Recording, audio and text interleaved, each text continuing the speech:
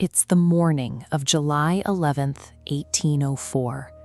Two men stand 10 paces apart in the misty woods of Weehawken, New Jersey. We know how this ends. Alexander Hamilton takes a bullet to the abdomen, and Aaron Burr walks away a murderer.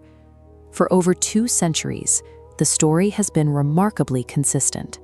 Hamilton, the honorable statesman, intentionally fired his pistol into the trees, throwing away his shot. Burr, driven by spite, took careful aim and executed his political rival in cold blood. But the physical evidence tells a different story. In 1975, the Smithsonian Institution conducted a forensic analysis of the actual Wogdon dueling pistols used by Hamilton and Burr. Their findings regarding the internal components of the weapons provide a much different context for the exchange. Looking at this animated cross-section of the pistol's firing mechanism, you can see the standard operation. A typical flintlock pistol required a heavy trigger pull, about 10 pounds of force to fire, but Hamilton's pistols had a secret. By pushing the trigger forward before pulling it back, a concealed hairspring engaged. The force required to fire plummeted from 10 pounds to just half a pound. These specific pistols belonged to Hamilton's brother-in-law.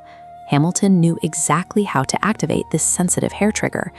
Burr, who had brought his own conventional pistols but agreed to use Hamilton's, almost certainly had no idea the mechanism existed. Setting a half-pound hair trigger on a heavy, unbalanced flintlock makes the weapon incredibly unpredictable. A slight twitch of the finger could set it off. The event described in history books as a deliberate execution appears instead to be a chaotic mechanical misfire, driven by extreme political hubris. To understand why these two men were standing in those woods with rigged pistols, we have to rewind 4 years to the election of 1800. Alexander Hamilton dedicated the full weight of his influence to systematically dismantling Aaron Burr's rise to power. When the presidential race ended in an electoral tie between Burr and Thomas Jefferson, the decision went to the House of Representatives. Hamilton stepped in. Despite despising Jefferson's politics, Hamilton wrote letters and twisted arms to ensure Jefferson won the presidency, specifically to sideline Burr. Burr found himself politically isolated. As Jefferson's vice president, he was shut out of the administration's decisions. To salvage his political relevance, he pivoted in 1804 and ran for governor of New York. Hamilton saw another opportunity to strike. He actively mobilized his network against Burr's gubernatorial campaign, employing relentless backroom dealing and vocal public opposition to ensure Burr suffered a crushing electoral defeat. By the summer of 1804, Burr was out of options.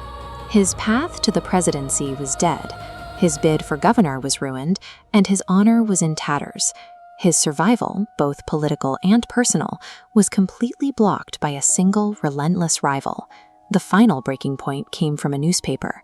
A letter written by a man named Dr. Charles D. Cooper was published in the Albany Register, detailing a dinner party conversation. In the early days of the United States, the industrial printing press acted as an accelerant.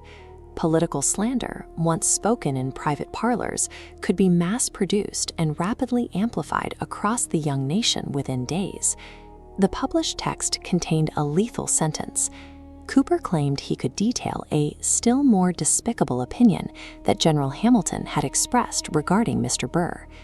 Burr sent a formal letter to Hamilton demanding a prompt and unqualified denial or retraction of any such statements. Hamilton, leaning on his pride as an aristocratic gentleman, refused to apologize or provide a clear explanation for his political maneuvering. This exchange triggered the Code Duello.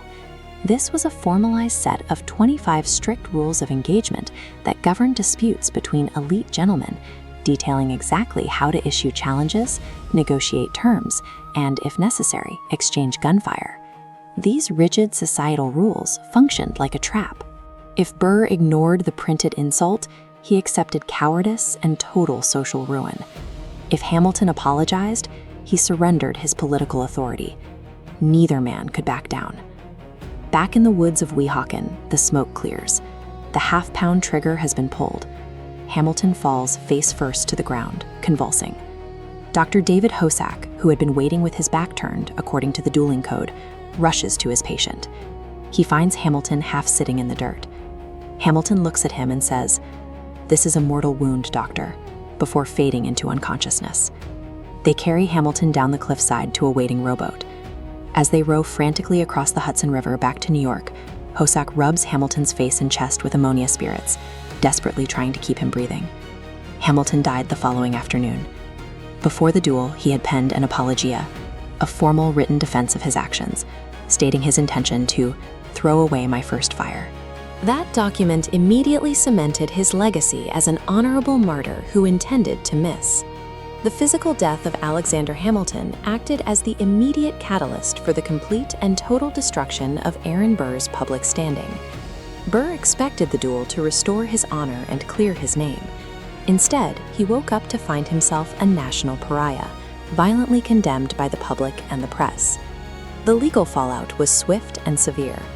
The sitting vice president at the United States was formally indicted for murder in both New York and New Jersey, forcing him to flee south to avoid arrest.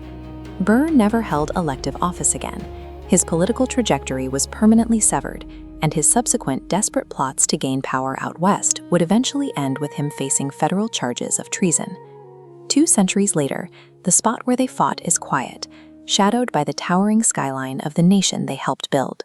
This failure of the early American political ego proves that when pride becomes untouchable, a half-pound trigger pull is enough to erase a vice president's future and kill the man who built the American financial system.